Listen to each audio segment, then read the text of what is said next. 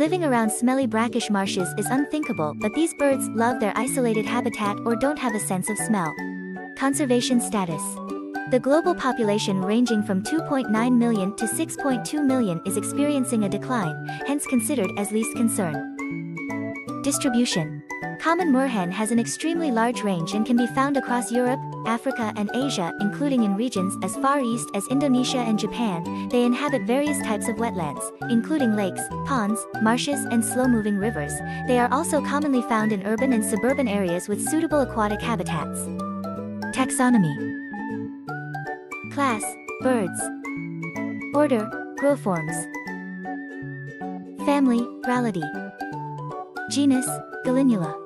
Uncover the secrets of the animal kingdom at biodb.com. Don't forget to like, follow, share and subscribe.